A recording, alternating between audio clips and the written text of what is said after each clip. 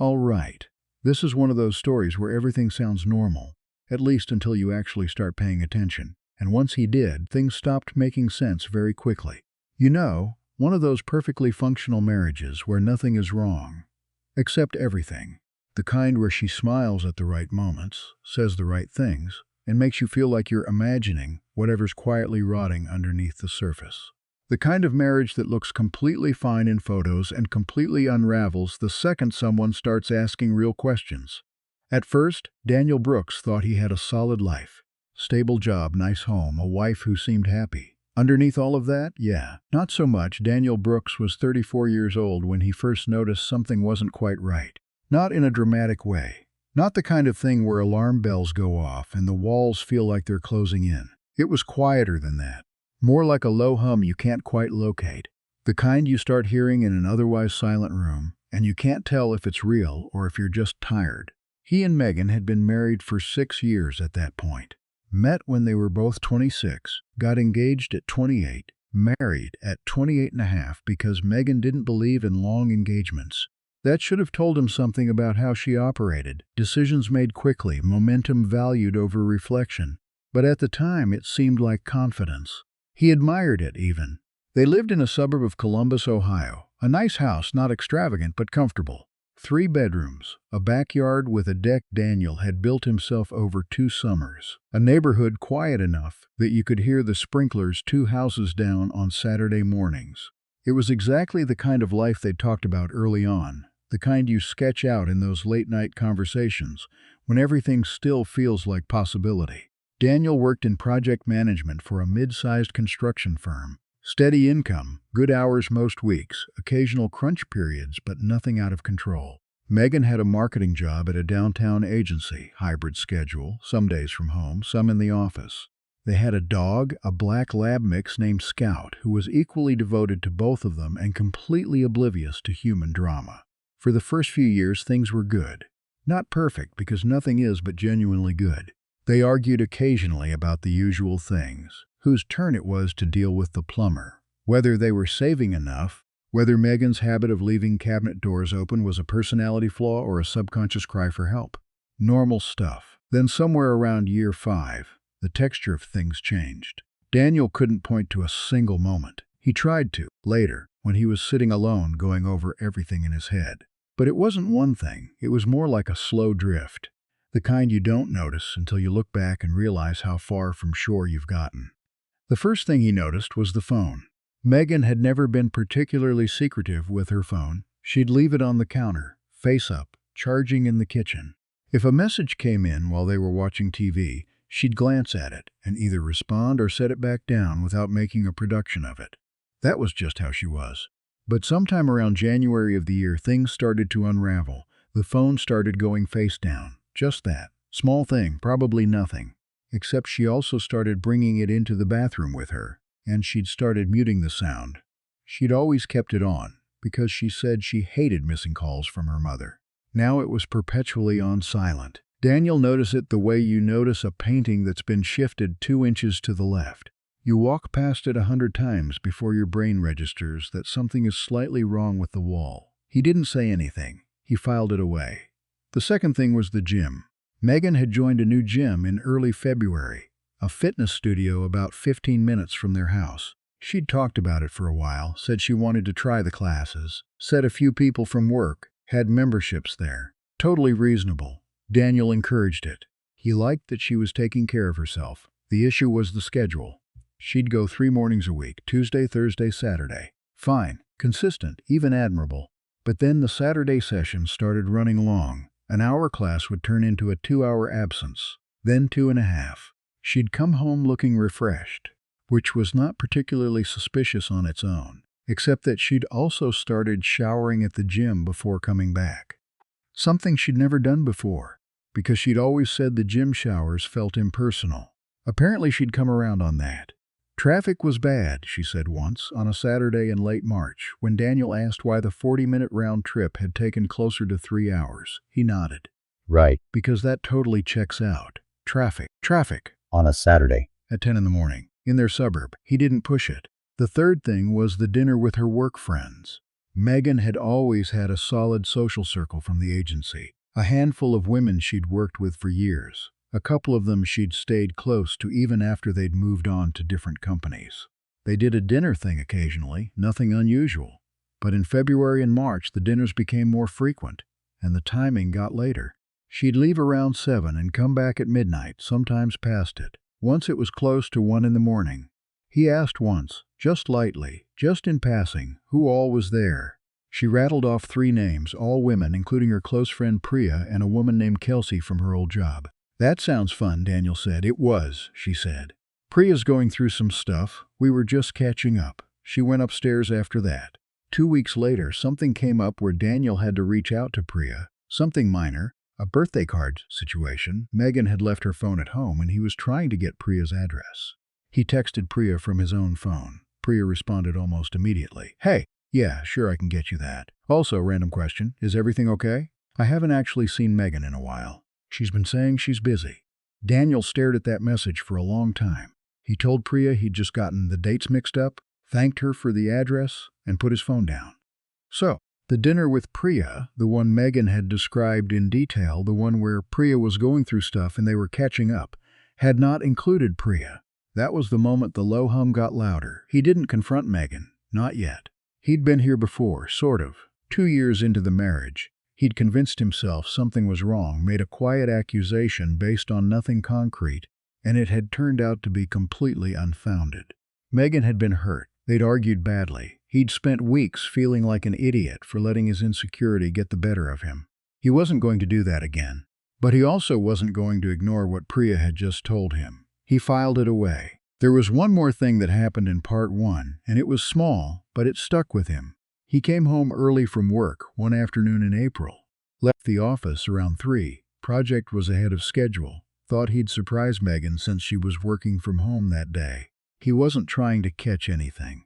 He was just coming home. When he pulled into the driveway, he noticed her car was gone. No big deal. She'd mentioned she might need to run to the store. He went inside. Scout greeted him enthusiastically at the door. Daniel took off his jacket, got a glass of water, walked through the kitchen into the living room. On the coffee table, there was a half-empty glass of water. Not one of their usual glasses, actually. One of the ones they kept in the guest bathroom cabinet, the nicer set. 2 coasters had been pulled from the drawer. She never used coasters. Daniel was the one who cared about the table. A throw pillow from the reading chair in the corner had been moved to the couch. None of it was damning. None of it was even close to proof. A different glass, 2 coasters, a pillow that had moved. He stood there for a minute. Then he put the pillow back in the chair, washed the glass, put it away, and went upstairs to change. He didn't mention it when she got home an hour later with groceries. He just watched. At least, that's what he was supposed to believe, that there was nothing to see. Here's what Daniel had learned in the years before this, both from his own experience and from just watching the world operate. People don't lie once.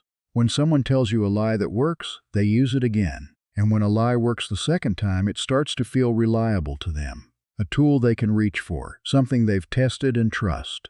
What that means practically is that if you're paying attention, you stop seeing individual events and you start seeing a system. And Megan had a system. He could map it out clearly by May.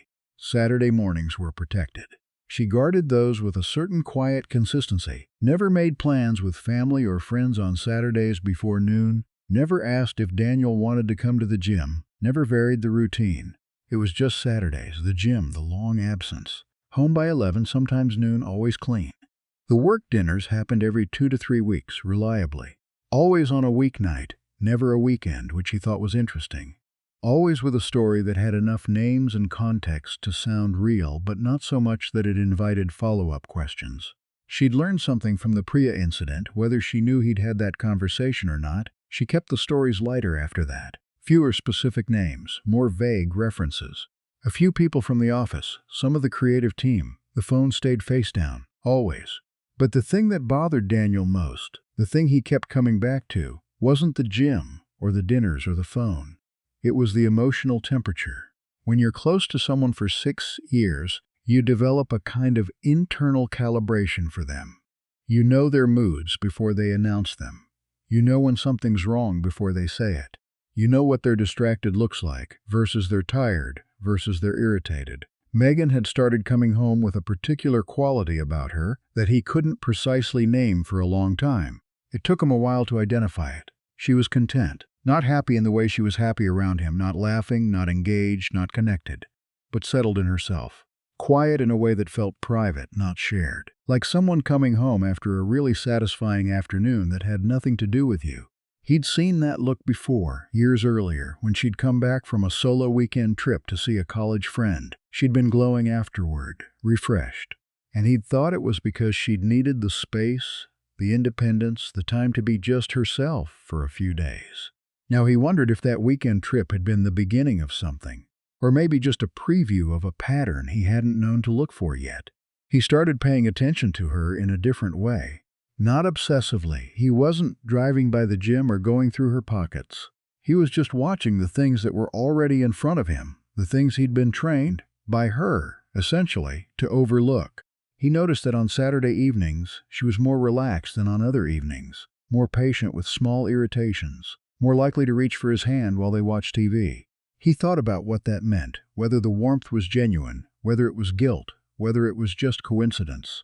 He noticed that on the evenings after her work dinners, she slept better. She fell asleep quickly, deeply. No restless adjusting. No middle-of-the-night trips to the kitchen for water. Just easy, uncomplicated sleep. He noticed that her phone bill, which came as a paper statement, something they'd never bothered to switch to electronic, showed a number he didn't recognize in the itemized calls. Not constantly, but consistently. Every week or two, sometimes more. He didn't look up the number yet. He noted it, moved on. In May, he had a conversation that told him more than any piece of evidence had up to that point. He and Megan were having a quiet dinner at home. Nothing special. A Tuesday night, pasta she'd made. They were talking about nothing in particular. Work stuff, the neighbor's new fence, Scout's upcoming vet appointment. Then, out of nowhere, Megan said something that sat in his chest like a stone. "Do you ever feel like we've gotten into a routine?" she said. He looked up from his plate. "What do you mean?" She shrugged. "I don't know. Like we're comfortable, but maybe too comfortable. Like we've stopped surprising each other." He set his fork down. "Do you feel that way?" "I'm just saying. I think relationships need energy, novelty. You have to keep adding new things or it gets stagnant." "Okay," he said carefully. "What new things would you want to add?" She kind of deflected after that. Said she wasn't talking about anything specific, just thinking out loud.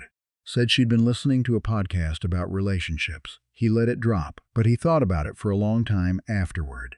There's a particular kind of sentence a person says when they're trying to reframe their own actions as a problem with the relationship rather than a problem with themselves. He'd heard that sentence before from people he knew, friends who'd gone through their own versions of this. The statement arrives early. It's a preemptive repositioning. We've gotten too routine. We've stopped surprising each other. What it really means, translated out of the passive voice, is, "I want something I'm not getting here, and I'd like you to believe that's a failure on both our parts." Daniel didn't say any of that. He just said, "We can talk about it if you want," and she said, "No, I'm fine, it's nothing." Convenient timing on the honesty, though. He'd give her that. By June, he'd connected enough dots to stop calling this a feeling, but he still didn't have something he could hold in his hands. He had a pattern, a behavioral map. A pile of circumstances that added up to something definitive without technically proving anything. He needed something real. The moment the shape of everything changed was a Thursday evening in late June. Megan had said she was working late. A client pitch was being finalized. The team needed all hands. She'd be home by 9 or 10. Totally plausible. These things happened at her agency. He'd never had reason to doubt her on work-related late nights before, which was probably why it was such a useful cover. Daniel had eaten alone, watched some TV, taken Scout for a walk around the neighborhood. It was a warm evening. He wasn't in a dark mood exactly. More like a steady one. The kind you develop when you've been sitting with a suspicion long enough that it starts to feel like a permanent part of the atmosphere. He came home, poured a glass of water, and found the mail on the counter where Megan had left it before she went in that morning. Mostly junk, a few bills. And the phone bill. He opened it. He pulled out the itemized pages. He found the number. Then he looked it up. The number was listed publicly. Easy to find, no detective work required. It came back to a man named Ryan. Ryan Hayes. He had a LinkedIn profile. He worked in software sales. He was 36 years old. He lived, according to his social media, in a neighborhood about 20 minutes from where Daniel and Megan lived. Ryan Hayes. Daniel sat with that name for a while. He didn't spiral. He didn't put his fist through anything. He just absorbed it, the way you absorb a diagnosis you suspected but hadn't confirmed. The anticipation is almost worse than the moment. By the time the doctor says the word, you've already done some of the grieving. He took a photo of the itemized bill, the pages showing the call history, and then refolded it and put it back in the envelope. Then he picked up his own phone and opened a separate personal email account he used for banking. One Megan didn't know about, one he'd never had reason to be secretive about, just a legacy account from before they were together that he'd kept out of habit. Over the next 2 hours, he did something methodical. He pulled up Google Maps and searched the address he'd found for Ryan Hayes. Nothing sinister, just a public search. He checked the route between that address and their gym, 11 minutes. He checked the route between Ryan's address and the wine bar in the Short North neighborhood downtown, where Megan had mentioned going with the work friends twice. 6 minutes on foot. Then he did something he wasn't proud of, but wasn't apologizing for either. He pulled up his cell carrier's online portal. They shared a plan. His name was on the account. He had full access and looked at the full call log. The number appeared 47 times in the past 3 months. Some of them were short, 1 or 2 minutes, the kind that are just checking in calls or confirmations. Some were long, 20, 30 minutes. A few were over an hour. The calls were distributed in a pattern that would have been almost funny if it weren't so exhausting. They happened on Tuesday and Thursday evenings, with some consistency, on the days she went to the gym. And they happened on Saturday mornings, sometimes right around the time she would have been leaving the gym. And occasionally on the evenings she was out with work friends. He sat at the kitchen table. He thought about Megan at the dinner table in May, saying relationships needed novelty. He thought about how she'd said it so casually, like it was just a thought she'd had, not a belief she was working from in her daily life. Yeah, that wasn't a coincidence. He thought about the 2 coasters on the coffee table, the glass from the guest bathroom, the pillow that had moved. He thought about the Priya text. He thought about Scout, who had been asleep in his bed in the corner this whole time and was oblivious to everything, and he felt a specific kind of envy for the dog that he couldn't quite put into words. At that point, it stopped being a feeling, it stopped being a suspicion, it stopped being a maybe. It was a fact. Megan was having an affair with a man named Ryan Hayes, who lived 20 minutes away, who she'd been seeing for what appeared to be, based on when the call pattern started, at least 3 months, possibly longer. When she came home at 9:48 that night, Daniel was on the couch watching a documentary about deep-sea exploration. "How was the pitch?" he asked. "Exhausting," she said, putting her bag down. "But I think it went well." "Good," he said. She came and sat next to him for a while. She fell asleep on the couch before 10, just like that, easy and clean. He turned off the TV eventually and went upstairs. He didn't sleep much, but he wasn't sad exactly. He was precise. He had a fact. Now he needed to decide what to do with it. Here's the thing about confronting someone before you're ready. They control the conversation. Daniel had learned that, somewhat, from the false accusation 2 years prior. He'd come in emotional, with nothing concrete, and Megan had been calm and prepared, and he'd ended up being the one apologizing by the end of it. He wasn't going to let that happen again. Not now, when the stakes were so much higher and the evidence was so much more real. He gave himself 2 weeks. 2 weeks to complete the picture. 2 weeks to understand not just what was happening, but the full architecture of it, who knew, who didn't, how long it had been going on, and what exactly he was going to do with all of it. He was calm about this. Surprisingly calm, he thought. There were moments, usually around 2 in the morning, when the calm cracked and something heavier came through. He'd feel it for a while. Then he'd get up, drink some water, take Scout out to the backyard, stand in the dark for a few minutes, and come back inside and go back to bed. He was not going to blow this up prematurely. The first thing he did was establish the affair partner's identity more fully. Ryan Hayes, software sales, 36. And here was the interesting part, the part that added a particular texture to all of this. Ryan Hayes' last name was Hayes. Megan's maiden name, before she'd taken Brooks, was Hayes. Not a coincidence. He did the math, checked the social media connections, looked at mutual connections on LinkedIn, and found what he'd already half suspected. Ryan Hayes was Megan's cousin by marriage, her mother's side, a branch of the family she didn't talk about often but hadn't been estranged from. They'd known each other for years. They had family in common. They moved in overlapping circles, which meant this wasn't a random connection. This was something that had been managed carefully, probably for some time, probably with full awareness of how many layers of family it would fracture if it came out. He let that sit. He was very confident, I'll give her that. The second thing he did was have a quiet conversation with someone he hadn't spoken to in a few months. Lauren Hayes, Megan's younger sister. Daniel had always liked Lauren. She was sharper than Megan in certain ways, less polished, more direct, more likely to say the uncomfortable thing that everyone else was just thinking. She and Megan had a complicated relationship, the way sisters often do. Close enough to know everything about each other. Independent enough to have lives that barely overlapped. Lauren lived about 40 minutes away, worked as an ER nurse, had a dry sense of humor and a low tolerance for drama even as she somehow always ended up adjacent to it. He reached out to her with a text that said simply, "Hey Lauren, could we get coffee sometime soon? Just want to catch up." She responded within the hour, "Sure, when?" They met that Saturday at a place midway between their neighborhoods.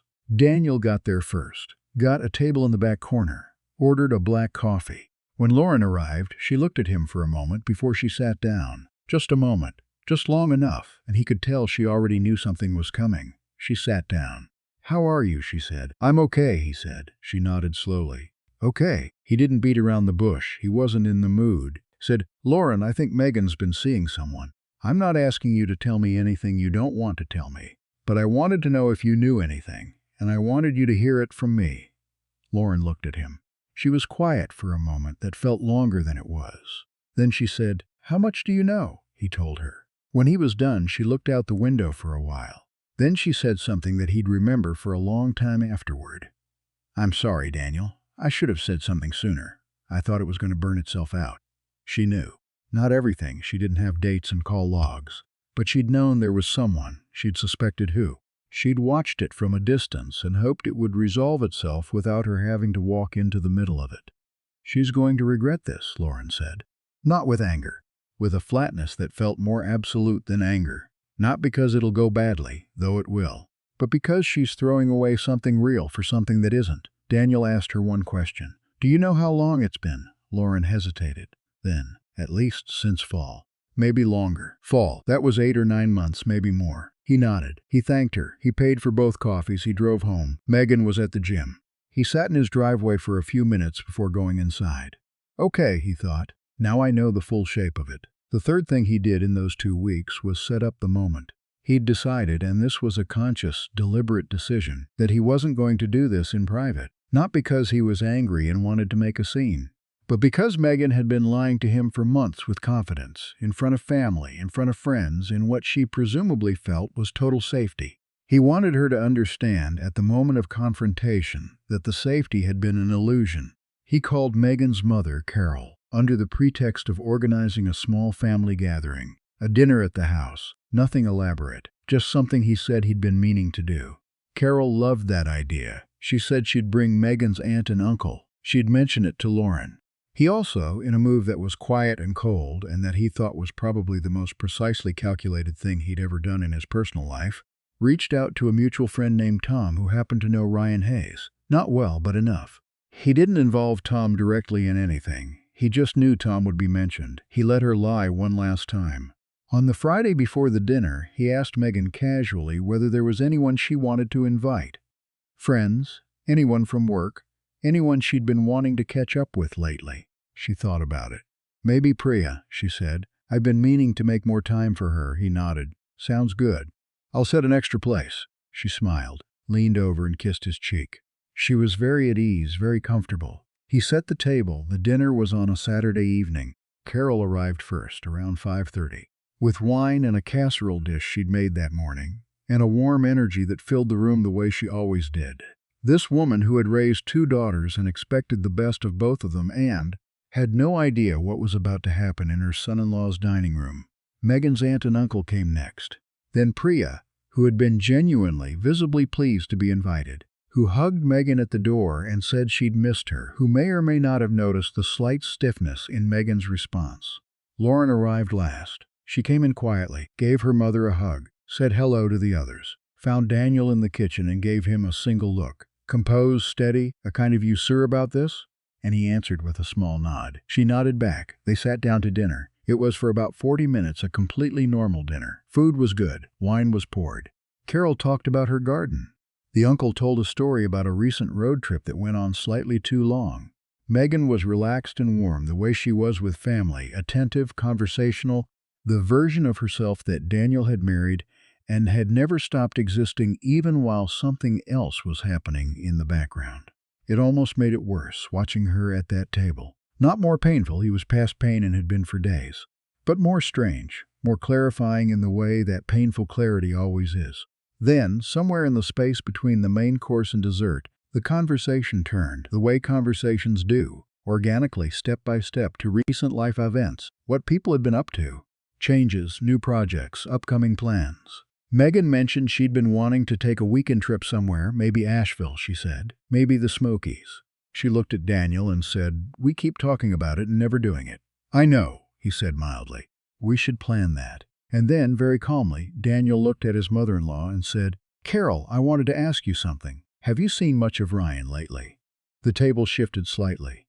Nothing dramatic, just a certain quality of attention that gathers when someone says something unexpected. Carol said, "Ryan Hayes? Not in a while. No, why?" Daniel said, "Just curious. Megan mentioned him recently. I realized I hadn't heard much about that side of the family in a while."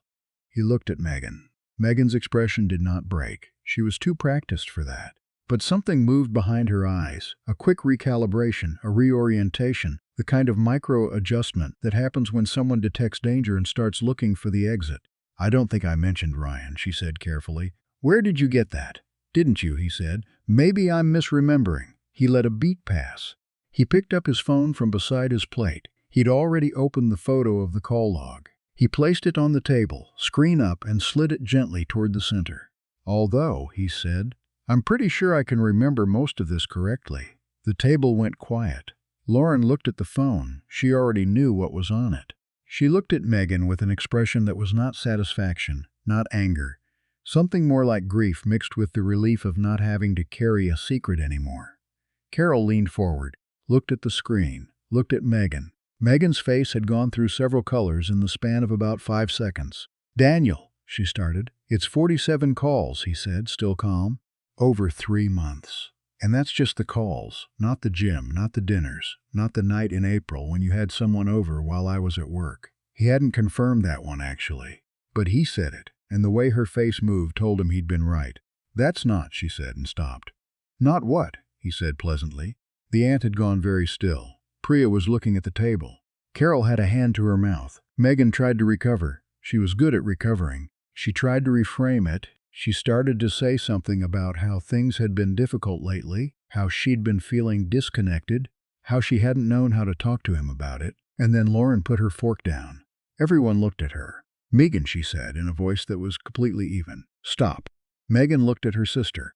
"I knew," Lauren said. "I've known for months. I kept hoping you'd end it because I didn't want to be the one to say it. But you didn't end it. And now you're sitting here trying to make Daniel feel like this is partially his fault. And I'm not going to watch you do that." Megan's face shifted into something else. Something harder. "You knew?" "Yes. And you told him?" "He came to me," Lauren said simply. "And he deserved honesty from someone." There was a long silence. Then Megan looked at Daniel and said softly, "Can we please just talk about this privately? Please, I love you. I made a terrible mistake. But I love you and I don't want to lose this." He looked at her. He thought about what that sentence would have done to him 6 months ago, a year ago. He thought about how much he had once needed to hear it, and how completely the need had dissolved over the course of the last few weeks. He said, "I know you mean that. I think you do right now." Then he said, "But I'm done, Megan." She started to respond. He gently held up a hand. "I'm done," he said again. He was not cold exactly. He was simply finished. There is a difference. Cold suggests something frozen, something that can thaw. What he felt was more like a door that had been closed carefully and locked from the outside. Not dramatic, not angry, just shut. Megan looked at her mother. Carol was quiet for a moment. Then gently she said, "Sweetheart, you have to let him be." That seemed to break something in Megan. Her composure fractured in a way it hadn't when Daniel had spoken. There was something particularly devastating, apparently, about her mother not taking her side. She began to cry. genuinely helplessly. Not the managed emotion she'd tried earlier, but something raw. She said she was sorry. She said she didn't know what she'd been thinking. She said she'd walk away from Ryan completely, had already been thinking about it, that she'd been stupid and selfish, and she knew it. And Daniel, because he was at his core a decent and not particularly cruel person, did not feel satisfied by her tears. He just felt tired. He stood up. "I'm going to let everyone finish eating," he said, with a kind of absurd politeness that the situation didn't strictly call for, but that felt like the only way he knew how to handle it. "I'm going to take Scout and go for a walk. When I get back, I'll get some things together from upstairs. Megan," he looked at her, "please call Lauren to stay with you tonight. I don't want you to be alone, but I'm not going to be here." Megan was crying too hard to respond. Lauren said quietly, "I'll stay." He nodded. He got Scout's leash from the hook by the door. Scout leaped up from his spot in the living room, tail going, completely delighted about the unplanned evening walk and utterly untouched by the emotional wreckage of the previous 20 minutes. Daniel clipped the leash. He stepped out the front door. It was a warm evening. The neighbor's sprinklers were running. The street was quiet in the way his street always was, peaceful in a way that had once felt like contentment and now just felt like a backdrop. He walked. He didn't think about much. He was, for the first time in months, genuinely quiet in his head, not numb, not suppressed, just quiet. The way a room feels after a long noise has finally stopped. He thought about Lauren saying, "I should have said something sooner." He thought about how sometimes the people adjacent to a lie carry it longer than they should, hoping it will resolve without them. And sometimes it doesn't. He thought about Megan at the table, crying, not the performance from earlier, but the real version, the one that came when she realized her mother wasn't going to rescue her. He felt, distantly, sorry for her. Not enough to reconsider, but enough to wish it had gone differently, somewhere much further back, before any of this had become what it was. He walked around the neighborhood for about 35 minutes. When he got home, 3 of the cars in the driveway had left. Lauren's was still there. He could see a light on in the living room. He went upstairs. He took a bag from the closet. He packed efficiently, a week's worth of clothes, a few other things, his toiletries. He was not destructive about it. He didn't slam drawers or take things that weren't his. He came back downstairs. Lauren was in the living room. Megan was on the couch, not crying anymore, just still, in the way that comes after. He set his bag by the door. He looked at Lauren. "Thank you," he said. She nodded. "Take care of yourself, Daniel." He looked at Megan. She looked up at him, and her expression had something in it that he recognized as genuine, a specific, sincere devastation that he believed was real, not an act. "The real version of what happens when someone finally understands what they've lost." She said, "I can't live without you." He held her gaze for a moment. Behind him, very softly, he heard Lauren say, "Then you'll have to learn." He didn't say anything after that. He picked up his bag. He took Scout. He walked out.